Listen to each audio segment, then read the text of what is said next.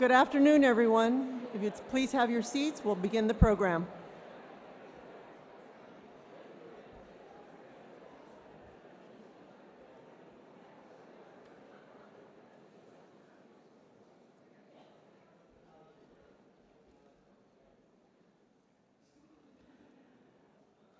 Good afternoon, everyone, and welcome.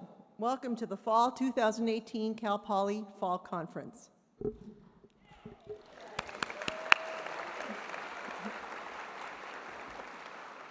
My name is Cynthia, and I'll be serving as your MC this afternoon, and I'm your Senior Vice President for Administration and Finance. Before we begin, while we're gathered here to celebrate the start of a new academic year, let's pause and think about those that are suffering in the face of the challenge of Hurricane Florence this afternoon. As we begin the new academic year, we would like to acknowledge that the land that we meet and walk upon today carries the heritage and culture of the native people of San Luis Obispo. Cal Poly honors and respects the diverse indigenous peoples connected to this territory and respects the land on which we gather today. The 7 buildings at our newest residential community, Yaqui To, each have names from the Chumash language. I'd like to invite Vice President Keith Humphrey to the stage to lead us through all of the names.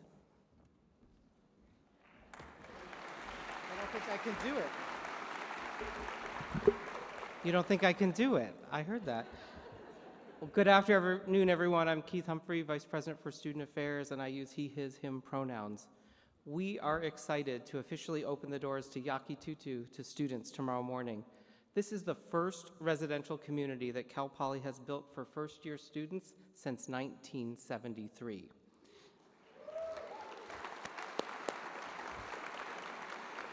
We would not be at this momentous occasion without the collaboration and support of all divisions of the university, with special thanks to our colleagues in facilities.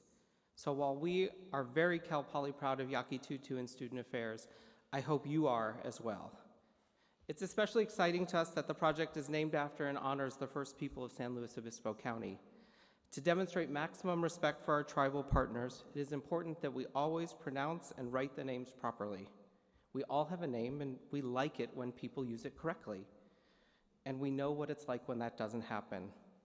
I get called Kevin more than Keith. Even at things like my high school graduation. I know, thank you. Thank you. So I want to invite you to join me in demonstrating respect for the first people of San Luis Obispo by pronouncing the names of the community and each building. I will say them, you will get to repeat them, and then I will tell you what they mean. So here we go. Yaqui To. That's very good. That means community. Sitkawayu. That means Cambria, place of the horses. Elowehe means Paso Robles, named for swordfish. Siltkukunich. Carrizo Plain, place of the rabbits. Tilhini. That means San Luis Obispo, the place of the full moon. Sitkawa.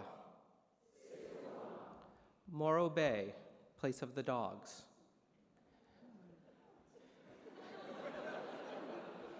There is a dog beach there, isn't there? I got it. I just got it. Nipumu. Nipomo, place of the big house. And finally, Sipatu. Avila Beach, place of the whales. You all did amazing. Please give yourselves a big round of applause.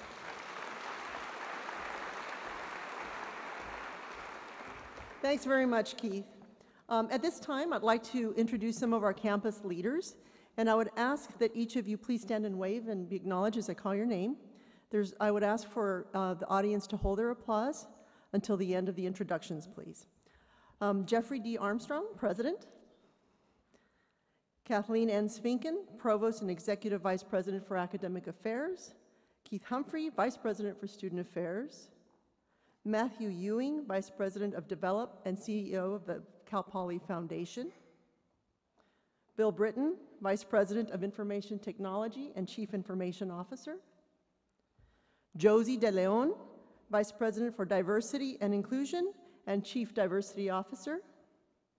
Kyle Rowan, University Counsel. Jim Maraviglia, Vice Provost for Enrollment Development and Chief Marketing Officer. Bob Linscheid, Alumni Trustee Emeritus and Special Advisor to the President for Economic Development. Erica Stewart, President of the Alumni Association. Andy Thulin, Dean of the College of Agriculture, Food, and Environmental Sciences. Christine Theodoropoulos, Dean of the College of Architecture and Environmental Design. Scott Dawson, Dean of the Orfalea College of Business, could not be here today. Amy Fleischer, Dean of the College of Engineering. Dean Wendt, Dean of the College of Science and Mathematics.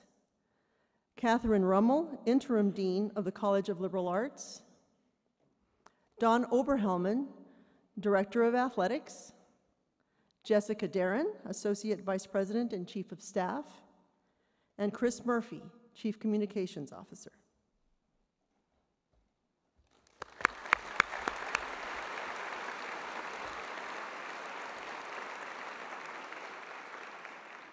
We also have a number of honored guests in attendance that I'd like to introduce. We have new Cuesta College President Jill Stearns.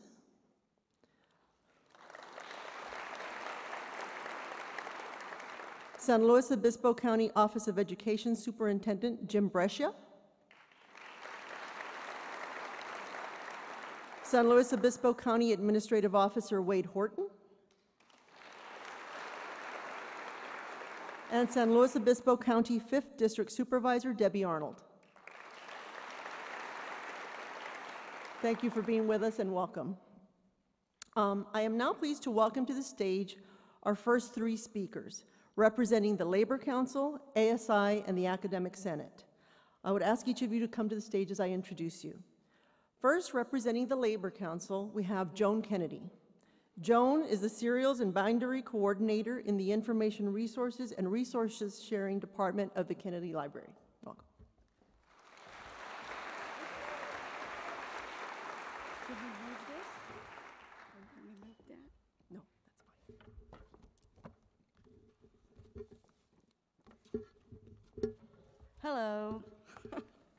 On behalf of the Cal Poly Labor Council, CSUEU, CFA, APC, Teamsters, Statewide University Police Association, and the unions of physicians and dentists, we welcome you back to work. For those of you that worked this summer, we thank you. Unfortunately, our parking lot heaven has come to an end. This will be my 34th fall conference.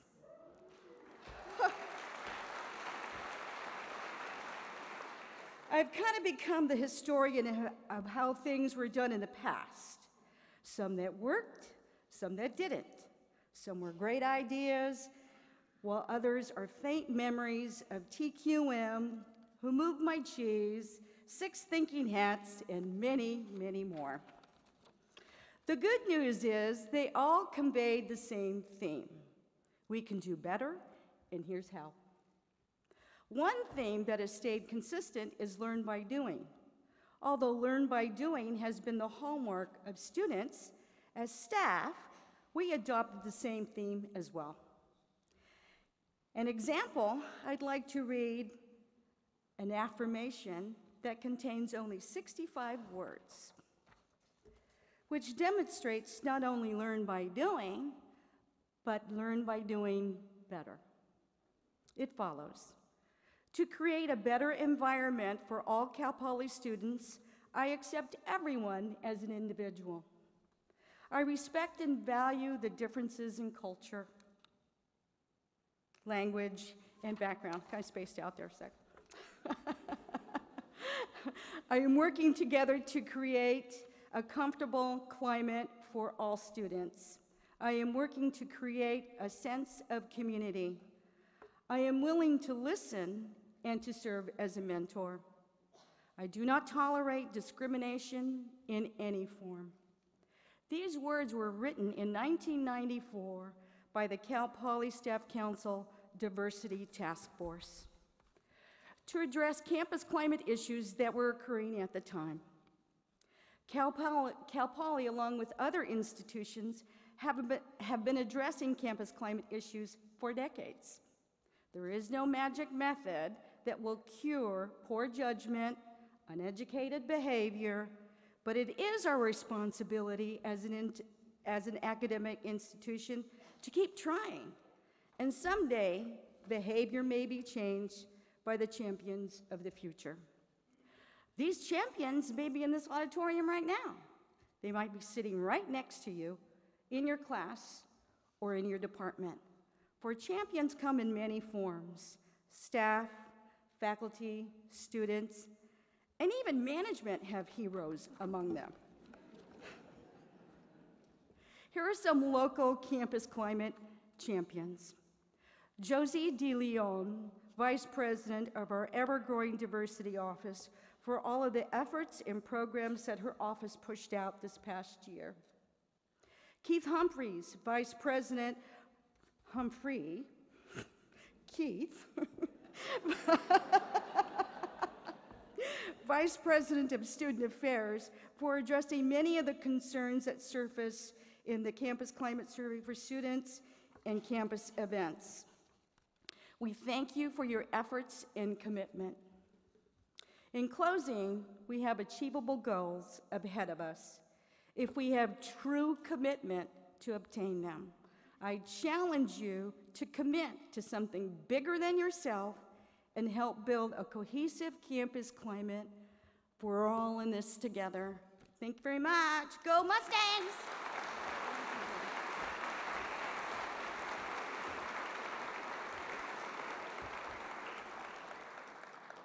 Thank you, Joan.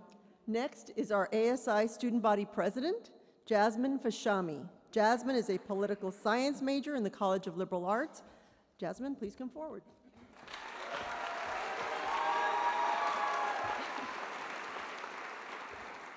Hello, everyone. This is my first convocation, so I am very excited to be here, so thank you so much. One of my favorite aspects of ASI student government is that our organizational structure requires the convergence of an extraordinarily diverse group of hardworking, intelligent, and thoughtful Cal Poly students. These students represent 6 different colleges and have an interest in or major in several different subjects across this campus. From biological science majors to political science majors, from architects to engineers, from comp science majors to business administration majors, I find myself in perpetual awe of the incredible work of Cal Poly students that they're able to accomplish. As a first-year student, we are constantly reminded that Cal Poly students learn by doing. Although learn by doing sounds wonderful on a t-shirt or wonderful in a job interview, I think that it truly manifests itself into something far greater in every student's experience. Cal Poly students innovate. Despite coming from all areas of interest or all walks of life, Cal Poly students do not shy away from applying their knowledge to complex problems. These problems are sometimes broad and affect each and every single one of us, or sometimes they're very specific and are affecting a certain community. Nonetheless, students are inventing, creating, and solving real-world issues each and every single day at their Cal Poly experiences. From devising a new theory on constitutional interpretation to the development of a life-saving medical device that could predict symptoms of hemorrhaging in new mothers, to the analysis of fire behavior, to cybersecurity and software innovation. Students are creating a better life and a better world for all of us in myriad ways, prior to even receiving their degrees. Students' ability to challenge the status quo, think outside of the box, and pursue ideas that may have once seemed far-fetched or out of reach are derived from Cal Poly's backbone. Our faculty, staff, and administration provide students with the guidance, encouragement, and wisdom that allows students to impact the world around them. I've always believed in giving credit where credit is due. However, I could not possibly attempt to illustrate in 3 minutes the amount of debt that we owe to each and every single person into this room. I could not help, as a political science major and an aspiring public servant, to end with one of my favorite Ben Franklin quotes. "Tell me, and I forget. Teach me, and I remember. Involve me, and I learn. Thank you for involving us and encouraging us to be the greatest we possibly can be. Thank you.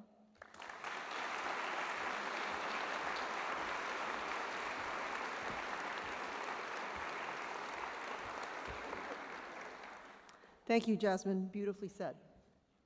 Next, we have the chair of our academic senate, Dustin Stegner, professor of English in the College of Liberal Arts.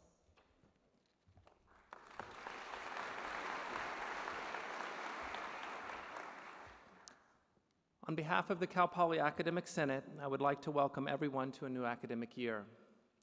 The Academic Senate is the university's faculty governing body, representing over 1,000 members, and it is comprised of approximately 50 elected faculty representatives, 4 administrators, and 2 students from ASI. The Senate's numerous standing committees work throughout the year on such issues as curricular review, policies affecting academic issues, and collaboration with different administrative groups.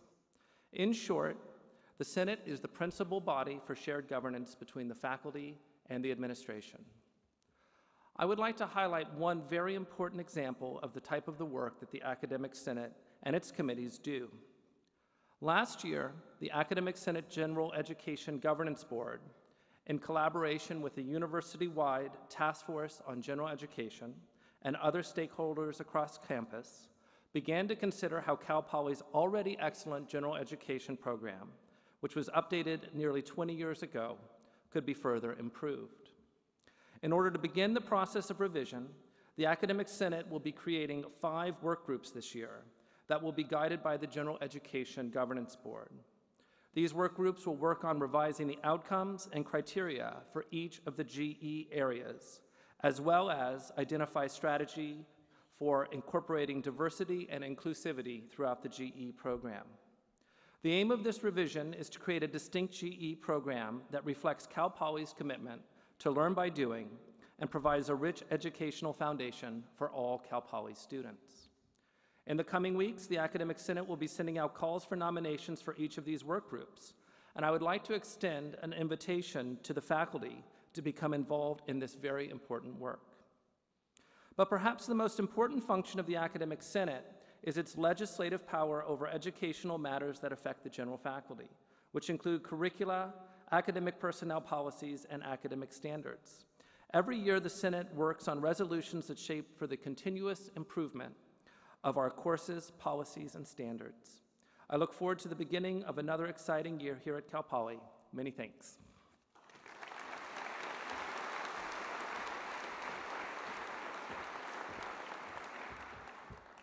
Thank you very much, Justin. It is now time to begin recognition of our faculty and staff award winners. I am pleased to introduce President Jeffrey Armstrong and Provost and Executive Vice President Kathleen Enns-Finken, who will present the awards. The Provost has some opening remarks.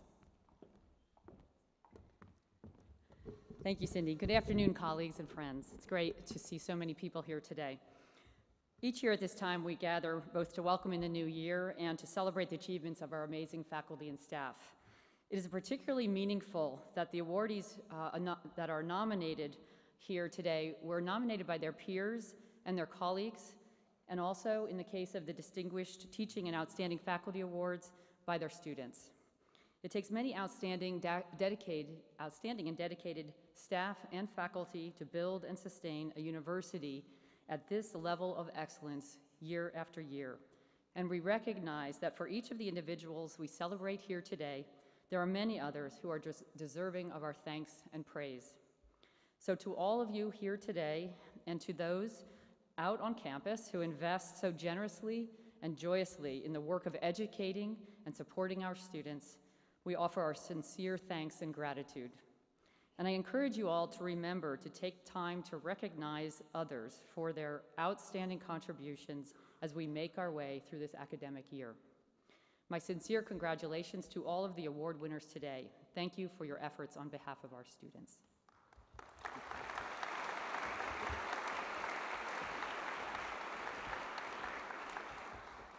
Thank you, Kathleen. For each of the award recipients, a nominator will come to the stage and describe the accomplishments and the reasons for the nomination of the recipient.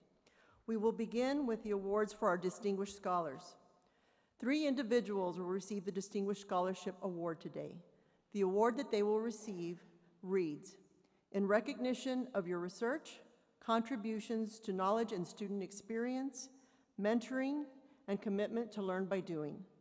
I would like to invite Interim Dean of the College of Liberal Arts, Catherine Rummel, to the stage to say a few words about Professor Todd Pierce from the English Department, who is our first recipient.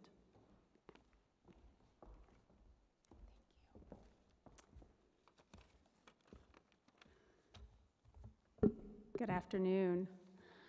I am pleased to introduce my colleague from the English Department, Dr. Todd James Pierce. Dr. Pierce joined the English Department in 2005, already an accomplished and award-winning writer of fiction, nonfiction, and poetry. Over the course of his career, Dr. Pierce has published an extraordinary amount: 1 collection of short stories, 2 books of narrative nonfiction, 2 anthologies of short stories, 3 textbooks, 30 short stories, 38 poems, and 15 nonfiction articles. This is a dizzying amount of output for any scholar and creator, just in terms of its sheer volume. But volume isn't the most impressive part of Dr. Pierce's work. Instead, it is the exquisite quality in everything he produces. This quality evinces itself in part by the awards his work garners. For instance, his collection, News World Stories, won the prestigious Drew Hines Literature Prize, selected by acclaimed writer Joan Didion. Pulitzer Prize-winning novelist Adam Johnson wrote this about the collection: "The stories in News World come from the far end of the literary periodic table, where the elements of fiction are more rare, dazzling, and volatile. Here, Todd James Pierce has produced a new kind of storytelling that x-rays the lives of others as it reflects your own gaze." Additionally, Dr. Pierce's stories and poems have been published in the nation's most prestigious literary journals and books, alongside literary giants such as Anton Chekhov, William Faulkner, Ralph Ellison, Natasha Trethewey, and Sherman Alexie. More recently, Dr. Pierce has turned his attention to narrative nonfiction. His 2 books on 20th century American animation and theme park history have made him widely recognized as one of the world's leading experts in that field. He is regularly invited to give talks around the country and has been tapped to appear as an expert on radio and television programs. And as if this all weren't enough, he hosts an extraordinarily popular Disney History Institute podcast that regularly garners an audience of over 20,000 listeners. Dr. Pierce is a true Renaissance man in his scholarly and creative output, and I am thrilled that the university is recognizing his achievements. Congratulations.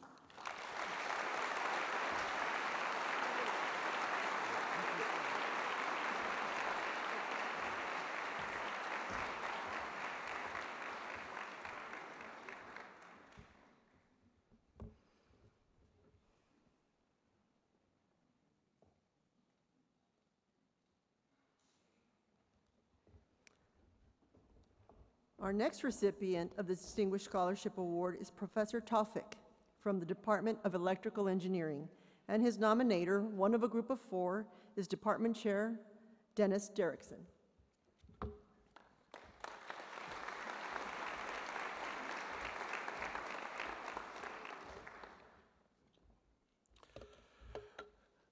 Dr. Taufik is a professor in the Electrical Engineering Department since joining in 1999. His technical specialization is in the area of power electronics and electric power systems. In the power electronics area, he has worked with students to invent and patent more efficient power supplies that reduce the amount of energy that is lost to wasted heat. His inventions utilized advanced semiconductor devices and more efficient circuit design techniques. At the electric power systems level, Dr. Taufik's research group has pioneered many concepts for direct current powered houses to reduce wasted energy. Working with international collaborators, DC powered research buildings have been designed, constructed, and deployed in Indonesia, the Philippines, and here on campus.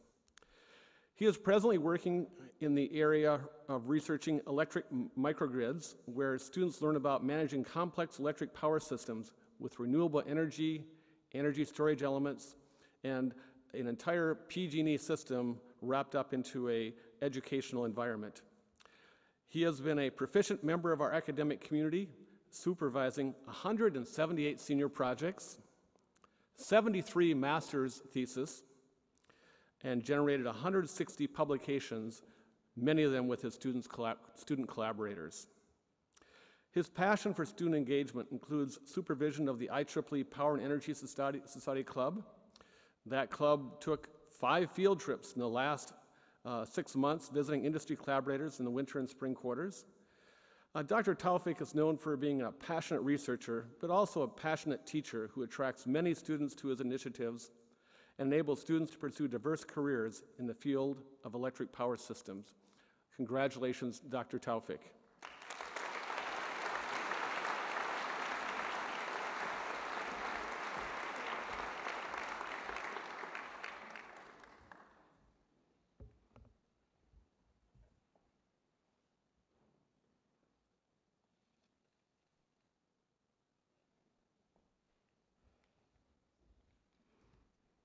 Congratulations. Our third Distinguished Scholarship Award winner is Professor Zoe Wood from the Department of Computer Science and Software Engineering. Her nominator is Professor Chris Lupo, also from Computer Science and Engineering.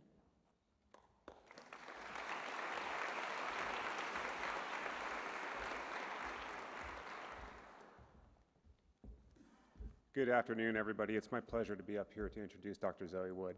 In my mind, Zoe Wood defines the teacher-scholar model. Her scholarly works include graphics-related research and have resulted in a large number of peer-reviewed publications in very prestigious conferences and journals. In addition to her publications, she has several funded research projects, and these are just her research accomplishments in her discipline of training. In addition to her graphics research, she also has fantastic education-related research that is bringing, I think, international attention to Cal Poly and to her work. She was recently invited to the University of California in Los Angeles as an invited speaker for her graphics work, and regularly involves her students in not only as collaborators, but as co-authors. In addition to her scholarly achievements, she is one of the most passionate educators I have ever had the privilege of knowing. She's very well respected within the department, and she has incorporated her research back into the classroom, utilizing those techniques with her graduate students and senior projects. In addition to her student outreach work or student involvement at Cal Poly, she has been involved in computer science education at all levels, from pre-college and even in the elementary school levels, all the way through senior level, inspiring computer science students and encouraging everybody to learn how to code better. Her work doesn't stop there. She has shown an incredible commitment to the diversity efforts of our program, helping us improve the amount of gender diversity. She is the lead advisor for our Women Involved in Software and Hardware, WISH, where she has had a signature achievement of taking the largest cohort of people to the Grace Hopper Conference, young women and the male allies that support them. So she has been instrumental in those efforts. Her work has been recognized externally as well. She's received several other awards, the NC WIT Undergraduate Student Research Award and Mentoring. She has the 2018 CSU Innovation in Teaching and Leadership Award and the 2018 NC WIT, can't read it, sorry, Excellence in Teaching Award. So I could not be more proud to have Zoe Wood as a colleague, and I can't think of anybody more deserving for this award. Thank you.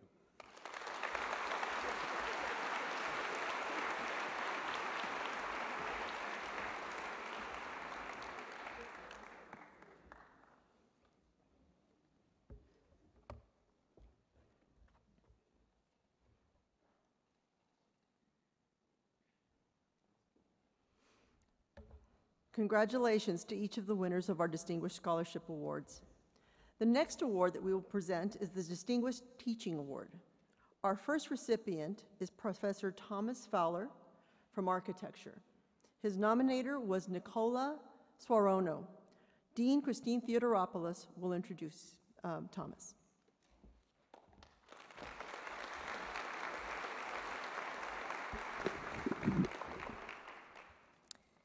It is my great pleasure to congratulate Thomas Fowler IV, Professor of Architecture and Director of the Master of Science in Architecture program, for earning Cal Poly's Distinguished Teaching Award. Like many of my colleagues in many schools of architecture, I have known about Tom's teaching for decades, long before I came to Cal Poly. Tom is an educator's educator, admired for his collegiality, his creativity, his empathy, his humor, and his undying enthusiasm for design students and design teachers. He is a leading figure in the Association for Collegiate Schools of Architecture, where early in his career, his teaching talent was recognized by the Young Teachers Award, and where he has since served on its board and as Chancellor of the College of Distinguished Professors. He is a leading voice in the National Architectural Accrediting Board, which has sent him to over 30 schools in the United States and abroad. He served as president of the Tau Sigma Delta National Honor Society for architecture students, but his most impressive achievement is his extraordinary reputation among peers who regard him as one of the most exceptional teachers of architectural design they know. The visionary work emerging from his studios has earned Cal Poly students awards in countless national and international design competitions. Tom has the Midas touch. Our architecture department is a pretty special place where teaching is excellent, inspired, and also a bit magical. It has a secret sauce, and Tom is an essential ingredient. Students say it best. In the words of third-year architecture student Nicole Sarwano, writing in week 8 of the Fowler Studio, in the first few weeks, we did a group project dissecting a fruit, a team-building project in collaboration with another major, and then a lot of collages. He took us through these first weeks of school without letting us see what was to come. I worked without knowing what was ahead and could focus on the task at hand. It was evident that everyone in the class was starting at a clean slate. All the preconceived ideas of design and what was considered good was wiped clean. As a class, we stand in front of our pinned-up work, and he discusses areas of success and failure in the work of each student. There are insightful things he says about everyone's work that allow you to reflect on your own project and learn from your peers. While he doesn't say specifically why things are good or bad, I am able to draw conclusions based on his comments about various student work and develop a better understanding of why we think the way we do and why certain designs are stronger. Being tossed into an environment such as this has taught me many things. I have learned to not take any critique personally, to really look at my work as an outsider would see it, and to focus on design content rather than getting caught up in presentation design or other things. He challenges me to think about design, where I am in life, how I am learning, and how to take charge of my own learning in ways I haven't done in the past. My outlook on what an architect does has changed because of him, and I am inspired. Wonderful words from Nicole. If you ever find yourself walking through the stair court of the architecture building during a Fowler Studio review, I invite you to stop a while and really look. You will be inspired too. Congratulations, Tom.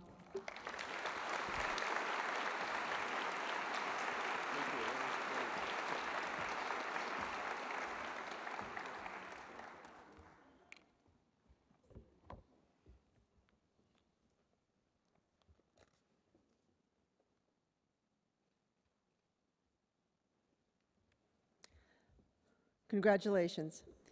The next recipient of the Distinguished Teaching Award is Professor Edward Himmelblau from the Department of Biological Sciences. Rachel Siegel, Cal Poly Class of 2018, is his nominator.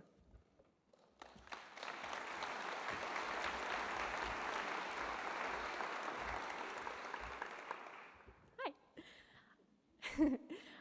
I came to college hoping to learn from professors like Dr. Himmelblau, only to find that they are far and few between. I've been lucky enough to be his student 3 times over the course of my undergraduate career, and I only wish that I could have taken even more classes with him. But what makes Dr. Himmelblau so special? Dr. Himmelblau makes it possible for every student to succeed, regardless of their familiarity with molecular biology. His ability to simplify and convey complex concepts is undeniably unique. He can make the most challenging subject eminently understandable for his students. In addition, he incorporates his significant artistic talents into the class by creating course notes featuring his hand-drawn biological cartoons relevant to the subject that he's teaching in class that day. For genetics, in lieu of the obligation to purchase a very expensive textbook, he created his own edition of personally drawn diagrams available at the bookstore depicting everything from the DNA replication process to the results of a myriad of genetic mutations, all for less than I paid for my morning coffee. Dr. Himmelblau's focus on making all aspects of molecular biology understandable for his students is unparalleled. His lectures are both interesting and fun, effectively subduing any student's desire to drift off into a daydream during an 8 a.m. lecture. Dr. Himmelblau helps the students connect the biology happening inside our cells to that which is happening in our everyday lives. His passion for teaching permeates every lecture he conducts, and his devotion to his students is at center stage during office hours. He is graciously open to incorporating student suggestions into his teaching plan, showing a true desire to hone his teaching skill set every step of the way. To quote Poly Ratings, Dr. Himmelblau is the best professor at Cal Poly, and every biology student knows it. Thank you so much.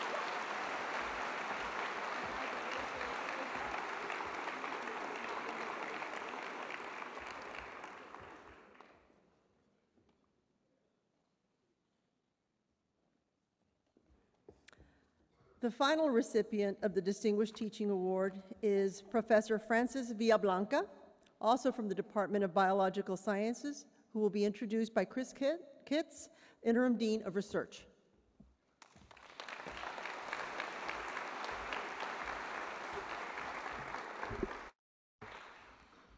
Hello. I'd like to start with a shout out to the Biological Sciences Department. After this year's awards, we'll have 6 distinguished teaching awardees currently in the department. That's 20% of our tenure track faculty. Must be something to water in Fisher Science. At any rate, Dr. Francis Villablanca and I go way back, about a score of years here at Cal Poly. And although I may have been here a little longer than him, I've always looked to him for new ideas and approaches to teaching.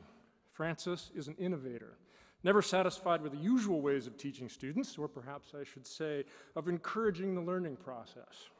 In his short intro, I'd like to lay out 3 ways in which he excels. Personal connection and caring. Francis treats his students with respect, high regard, and care, carefully laying out his expectations and generously rewarding hard work. As some of his nominators' words will show, Dr. Villablanca pushes his students to be the best version of themselves and shows them the power they have in their own education. He wants every student to succeed not only in his class, but in life, so he takes the time to better each student as much as he can. Dr. Villablanca wants every student to succeed, so he morphs his lectures to account for differences in learning needs. He's also an innovator in learning methods. Francis has thrown out the traditional lecture and uses his time with students to expand their understanding of topics they read before class. How many of you tried that, right? This challenges many students who have become used to the standard university lecture format.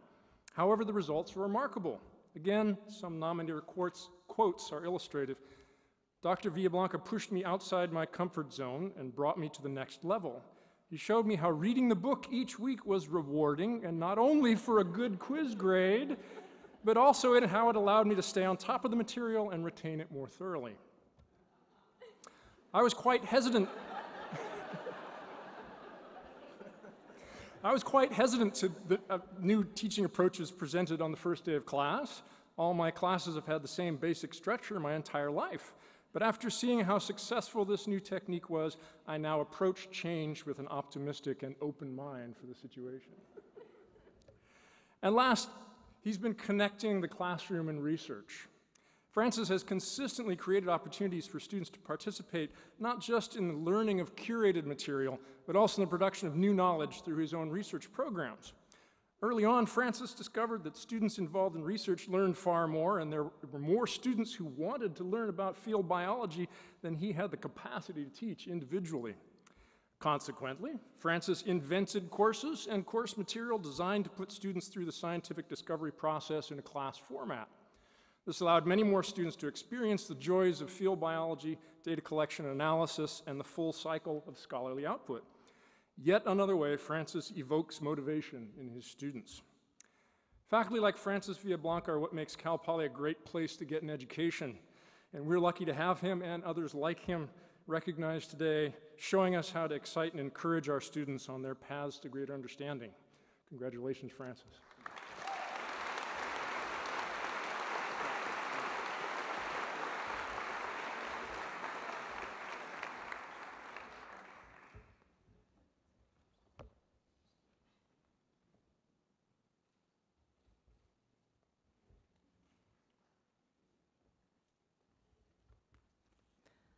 The next award we will present is the Outstanding Staff Award. Our first recipient this afternoon is Danielle Borelli, who is an instructional technology consultant in the Information Technology Services Department. She will be introduced by Paul Jurasin, Director of New Programs for Information Technology Services.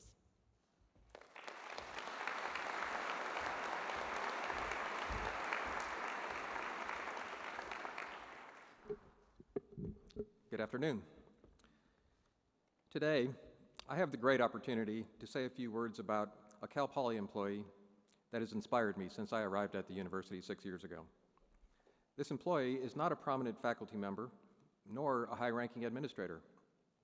Instead, this employee is the friendly person you might see in the hallway just going about their business in a non-assuming manner.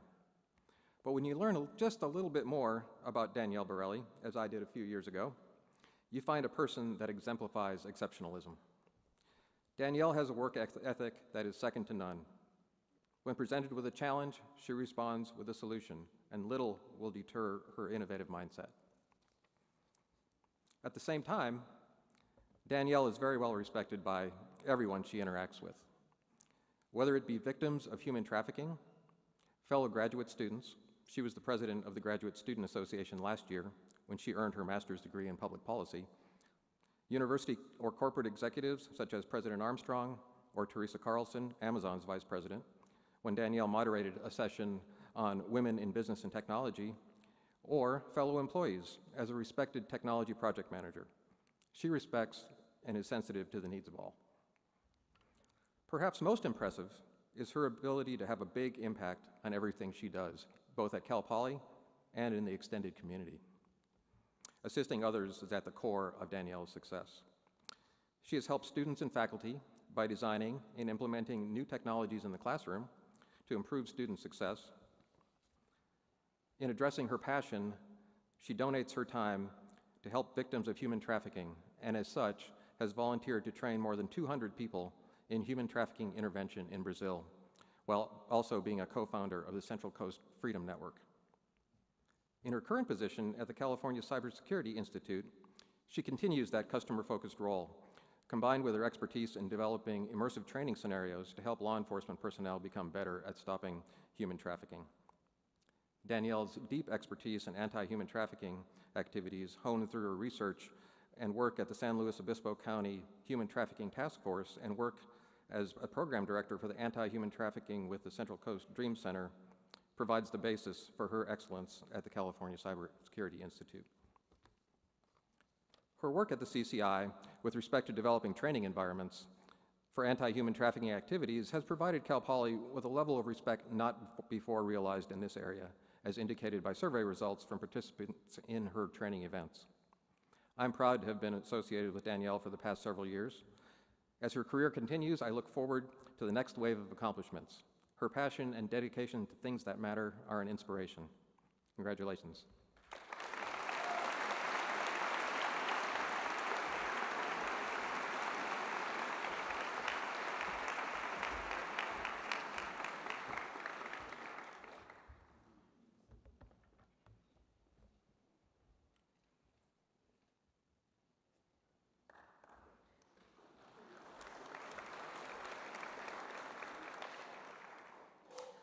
The next recipient of the Outstanding Staff Award this afternoon is Doug Brewster, Equipment Technician in Biological Sciences.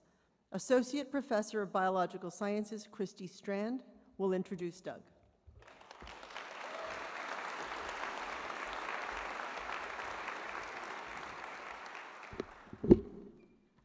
I'm pleased to introduce Doug Brewster, Equipment Technician in the Biological Sciences Department. That title does not do justice to the work that Doug does for our department and college. The title, Equipment Technician, implies that he fixes equipment. That might conjure an image of someone you call to your house to fix your dishwasher. They usually show up late, take twice as long as possible to fix it, if they fix it at all, and charge you 3 times what you were expecting. In contrast, Doug can fix anything, from refrigeration equipment to microscopes, which he does with expert knowledge and experience before you expect it to be done.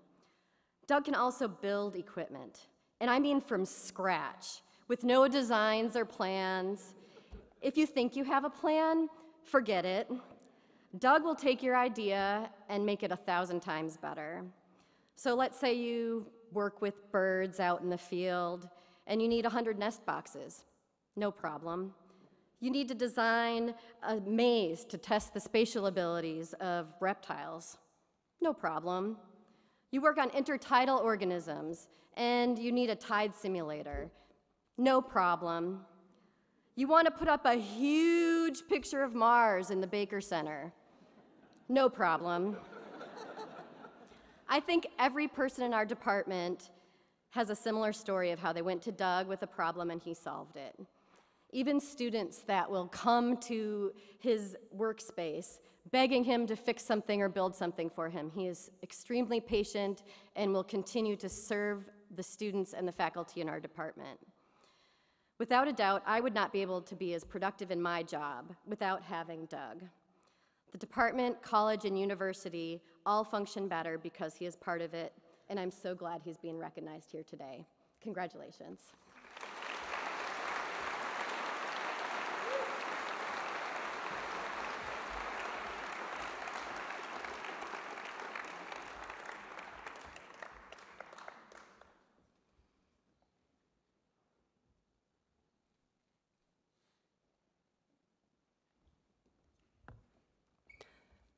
Thomas Moylan, the manager of Cal Poly Center for Coastal Marine Sciences, is the final recipient this afternoon of the Outstanding Staff Award. Here to introduce him is Biological Sciences Professor Lars Tomanek.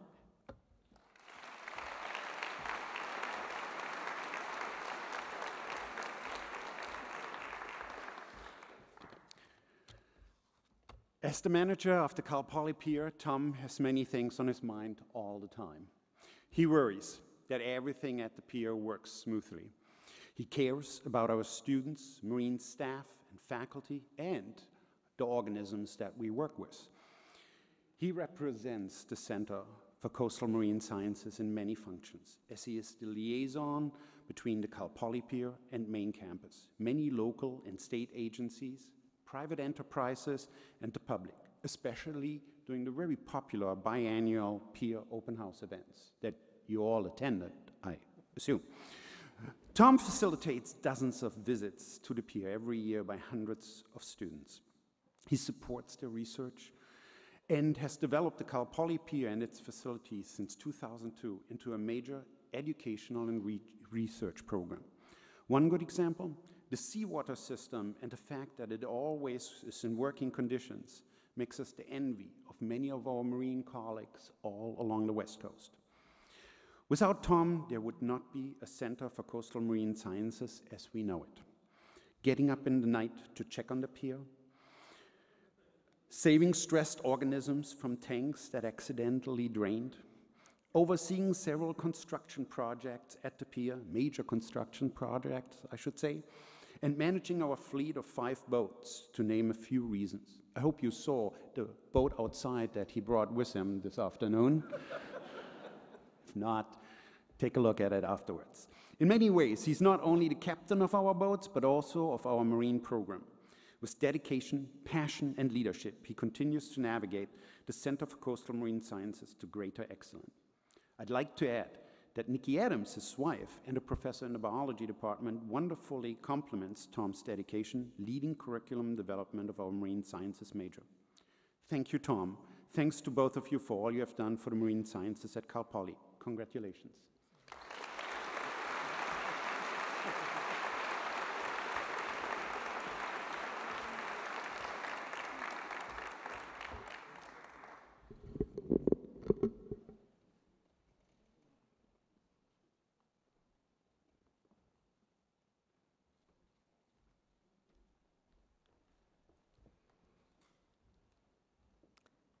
Thank you very much. Now we will present the Outstanding Faculty Advisor Award.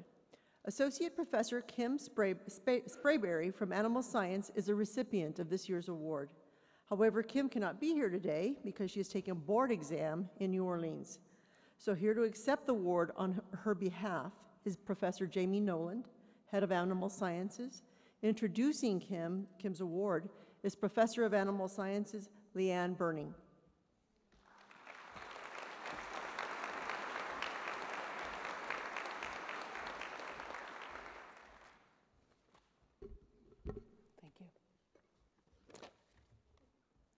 The newest recipient of Cal Poly's Outstanding Faculty Advisor Award is Dr. Kim Sprayberry, Associate Professor of Animal Science. Dr. Sprayberry serves as the Animal Science Department's primary faculty contact for students interested in careers in veterinary medicine. She has given generously of her time in this activity and is highly sought after by students. Her colleagues appreciate her selfless dedication to student success, and her students have repeatedly recognized her as an outstanding faculty member in our program.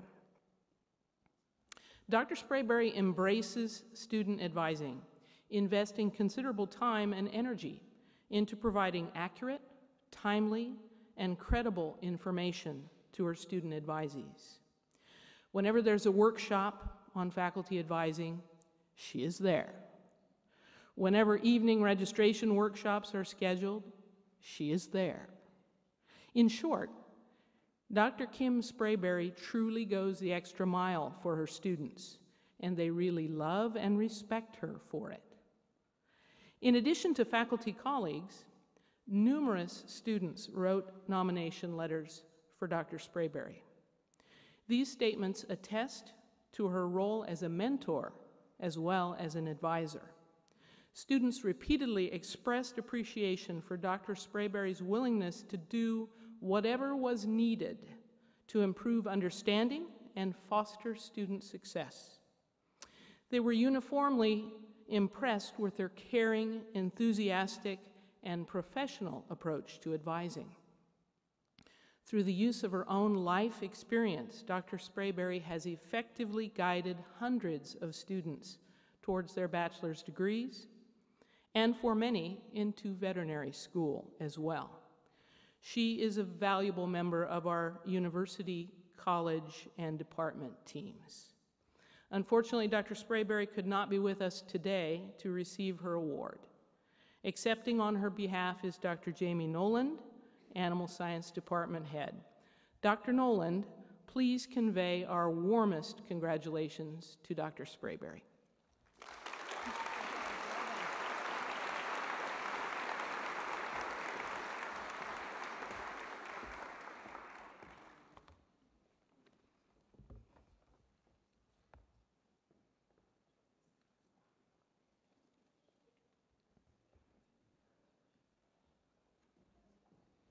At this time, we will present the Provost Leadership Award for Partnership in Philanthropy.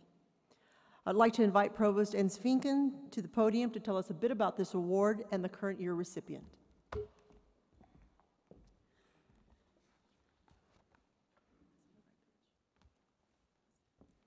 Where is it?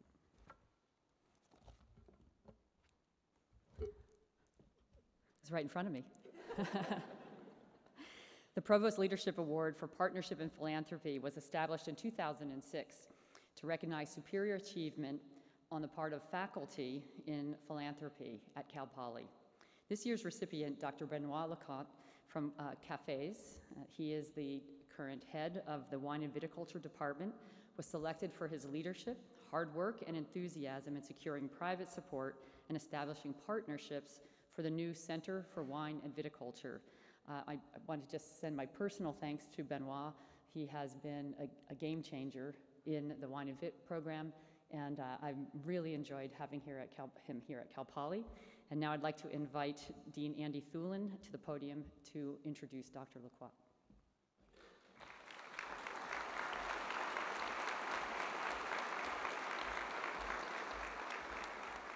Good afternoon, everyone.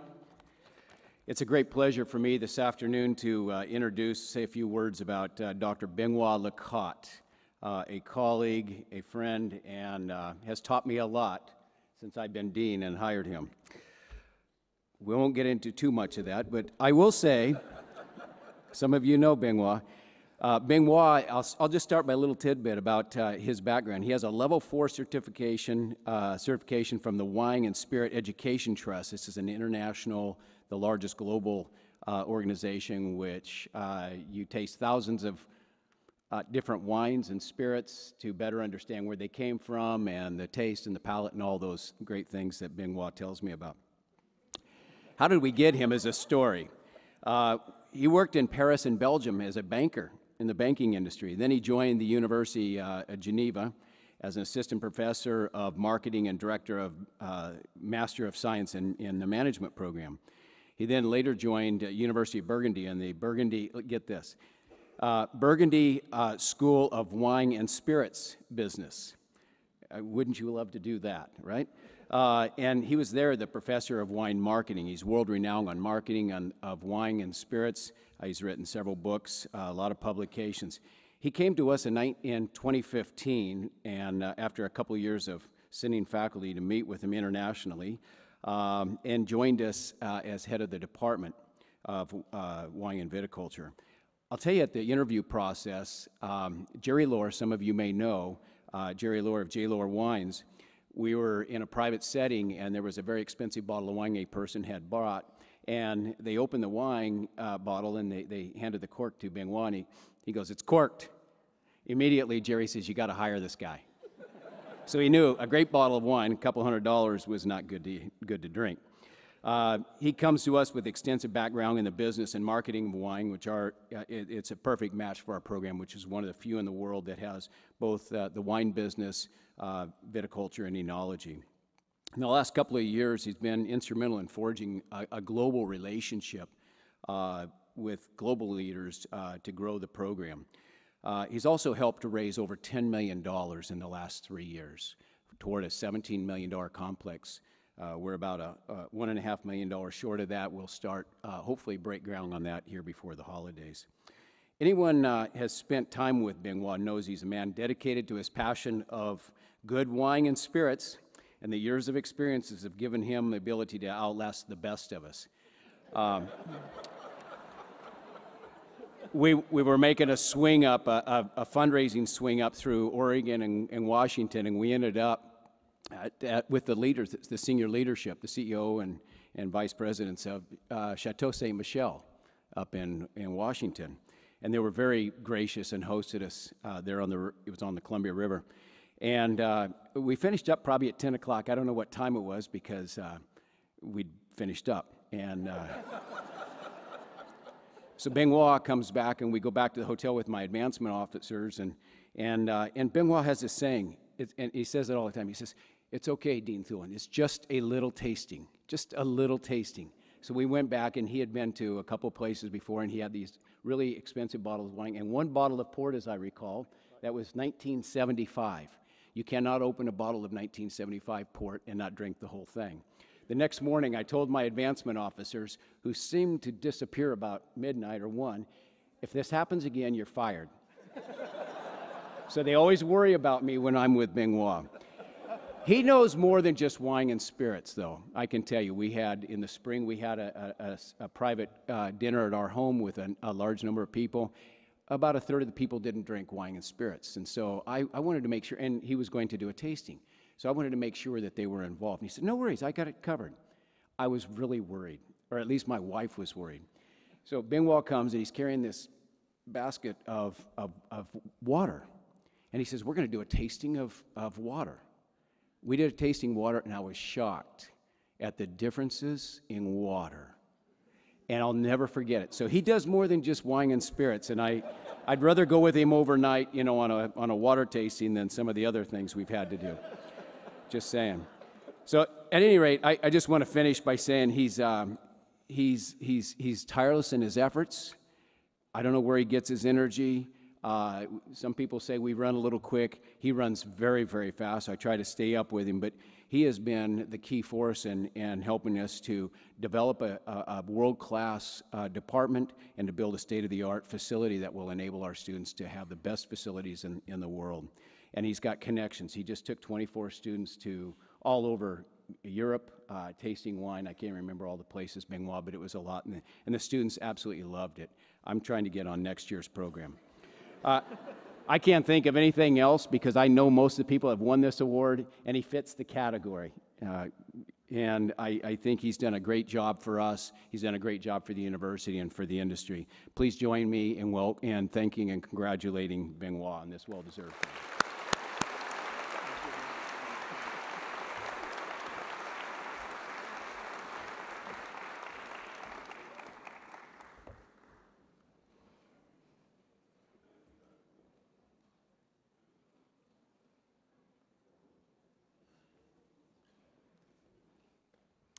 Thank you all. Andy and Benoit's fundraising trips sound like a lot of fun, very entertaining. strictly business, right? The next set of awards that we will present this afternoon is the Learn by Doing Scholar Awards. Our first recipient is Professor Graham Dewey from Aerospace Engineering, introduced by the Dean of College of Engineering, Amy Fleischer.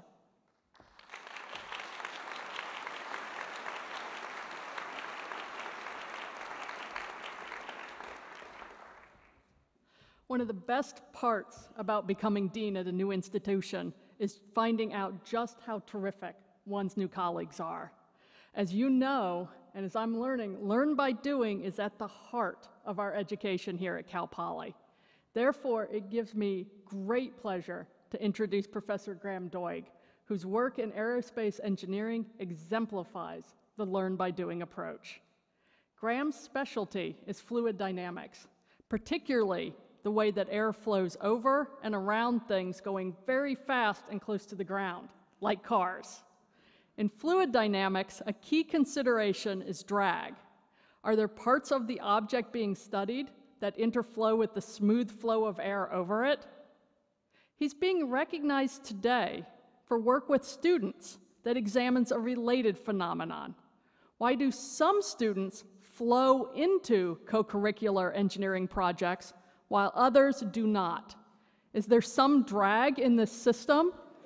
Some feature that's creating turbulence that discourages some students from engaging in these projects, which are critically important to their education and which enrich job readiness?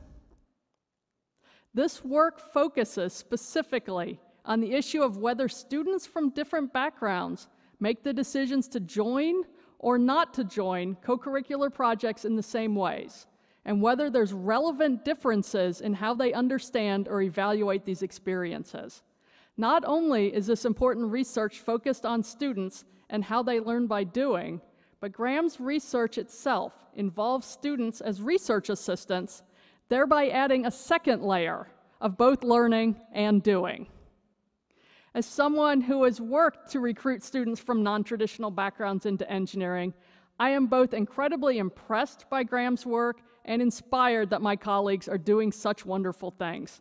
Many congratulations to Dr. Doig on this well-deserved honor.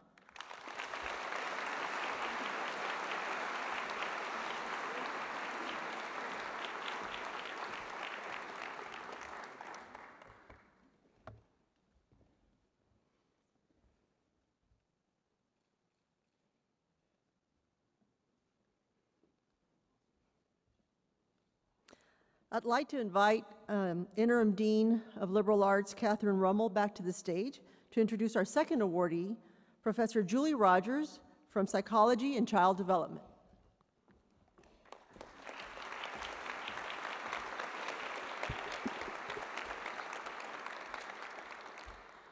Broadly speaking, psychology professor Julie Spencer Rogers' research focuses on intercultural competence and communication. One long-established way to gain intercultural competence is through international travel and study abroad. However, only about 10% of Cal Poly students are able to avail themselves of these opportunities. Dr. Spencer Rogers' Cultural Immersion Project explored ways for students to gain a better understanding and appreciation of a different cultural group without the need for the extensive travel and financial expense associated with traditional study abroad.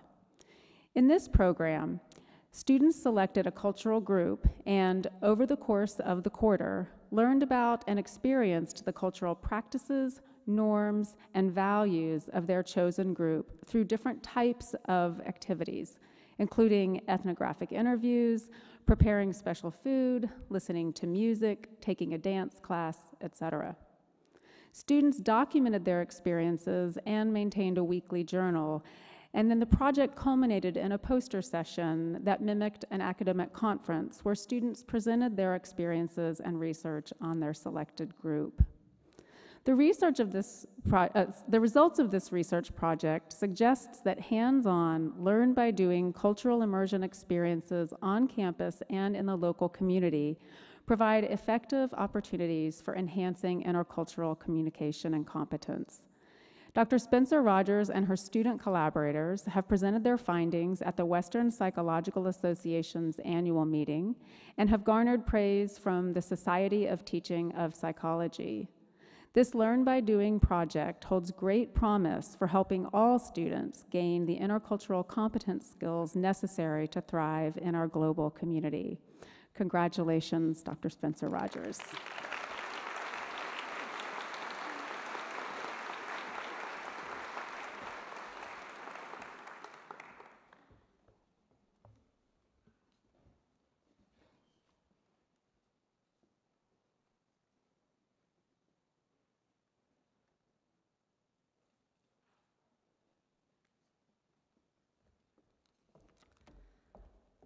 The final recipients of the Learn by Doing Scholar Award are a group of 4 from the Statistics Department. Professors Soma Roy, Beth Chance, Karen McGoy, and Alan Rossman. To introduce them is Dean Wendt, Dean of the College of Science and Mathematics.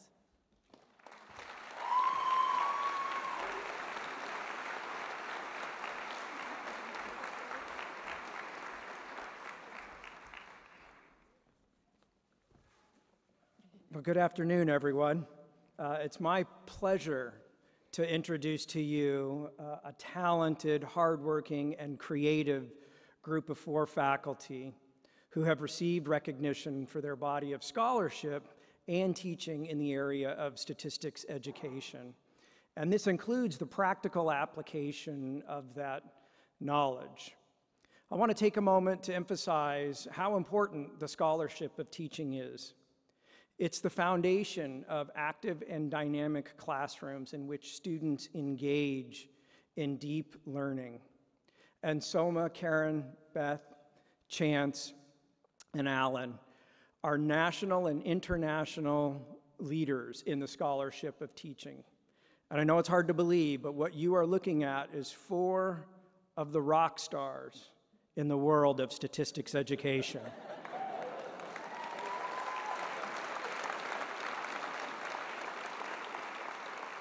They've procured multiple NSF awards to support their scholarship. They've traveled the nation giving invited presentations of their work, and they've synthesized this knowledge and understanding into an award-winning textbook that's widely used and is transforming the way that statistics is taught across the country. The curriculum they created exemplifies learn by doing, where students are involved in statistical investigation using real-world data on the first day of class. And they're a commitment to assessing that curriculum and analyzing mountains of data that come from their own work demonstrates that they have committed themselves to continual improvement in their professional lives.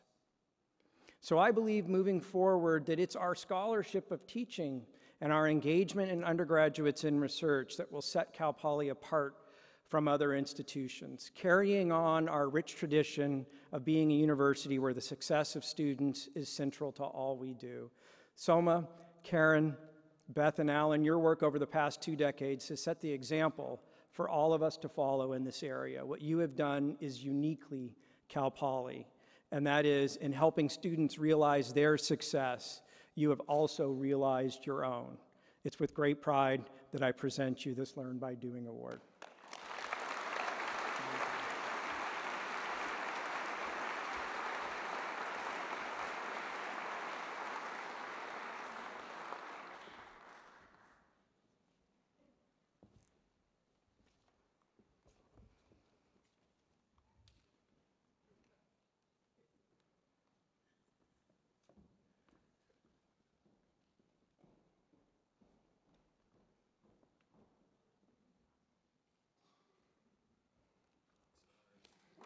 Rock stars.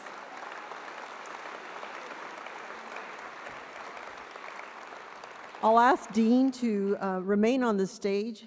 Dean, to remain on the stage to introduce our final honoree this afternoon. Usually, we only recognize Cal Poly awards at this event. However, when one of our own receives an award as prestigious as the California State University Wang Family Award for Excellence, acknowledging outstanding faculty scholarship, we make an exception. The Wang Family Excellence Award recognizes 4 outstanding faculty members and 1 outstanding staff member from across the entire California State University system, who, through extraordinary commitment and dedication, have distinguished themselves by exemplary contributions and achievements. Professor Suzanne Phelan, please come to the stage.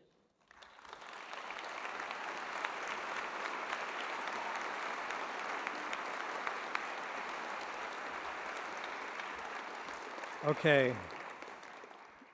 I'm not going to use it this time because I have a couple things written that I want to say. So I'm going to go off script just a little bit, but I promise I won't be too long. So it is with incredible pleasure. Well, I also want to just give a shout out to the College of Science and Math as the new dean. I'm very happy that we've done so well this year. Thanks, Chris. Yeah. Anyway, all right. So it's really a pleasure of mine. I've known Suzanne for some time when she arrived here as an assistant professor in 2008 in our kinesiology and now public health department, which she certainly was instrumental in making happen. And we hired her away from Brown University, where she was an assistant professor in their medical school. And she's had just a marvelous career here, interacting with students and working with staff and colleagues and our broader community, as you will learn. Her colleagues call her remarkable, and she has created an incredibly significant body of scholarly work. She's procured about $1 million in external funding from NIH every year, and she's created what I call a thriving community of scholarship. And that thriving community of scholarship has attracted extremely talented students, staff, and a whole new crop of young faculty that have come to her department. And I think it, to a large extent, because of the gravitational pull that she has created. And I want to just mention one thing that she's doing in the community, and there's so much more, but this year she's launching a mobile health unit that is both serving her clinical research in communities that are underserved in South County and in northern Santa Barbara County. And it's also functioning, this mobile health unit, as a way to give access to health care for young mothers and women who are pregnant that don't have medical insurance. And so the reason I'm saying that, and I wanted to take the moment to say that, is I think, again, this demonstrates something that's just incredible about the faculty here, and that is that the work that we do is impactful, and it has real meaning, and it solves real problems. And so I just want to say, Suzanne, thank you for being such a genuine and sincere person, and for bringing your talents here to Cal Poly to share with all of us, and for improving our community. Congratulations. And now we get to go to a video.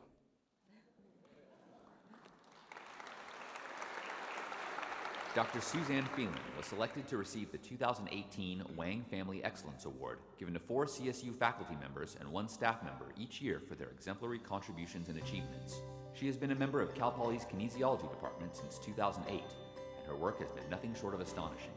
She has published more than 65 articles in peer-reviewed journals. She has received grants from the National Institutes of Health totaling more than $12 million, and she has used that grant money to create groundbreaking programs that both improve the health and well-being of women and children and train a new generation of public health researchers and providers through unique learn-by-doing experiences.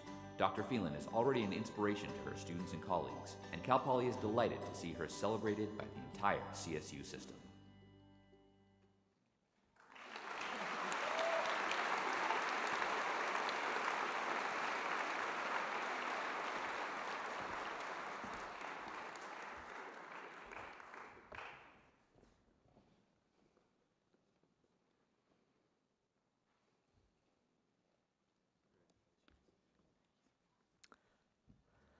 That concludes the award portion of our ceremony. What an amazing group of individuals. What an amazing body of work.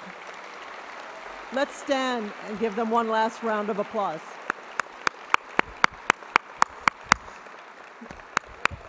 Time to stretch.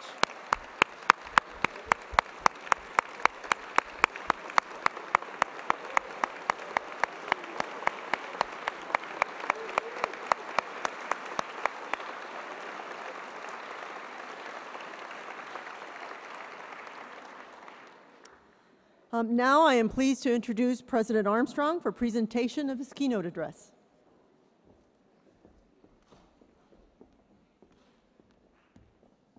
Thank you very much, Cindy. Good afternoon, everyone. Wasn't that amazing?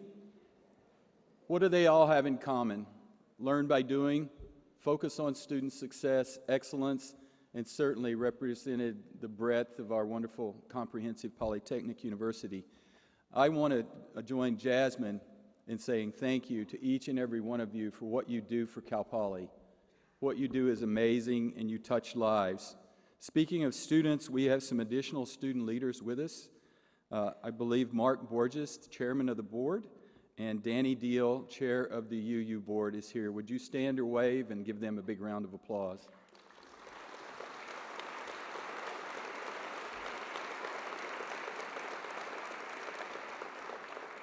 We also have some students, and you'll see them in the reception with the green shirts, that are students that work in the multicultural centers, and they're with us here today as part of their preparation for the year, and I can't wait to meet with them later to get their reflections on these awards and also my speech.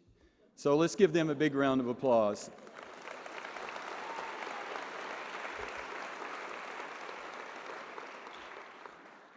So it's convocation, and it's my honor and privilege to welcome you back for another year. And what I want to say is, if you're new to Cal Poly, would you please stand or wave? Anyone new to Cal Poly, our faculty and staff? Thank you. Thank you. And I would just like to say to each of you that are new and all of you on the front row, for whether it was just this last year or in past years ago, thank you for choosing Cal Poly. Give them another round of applause, please.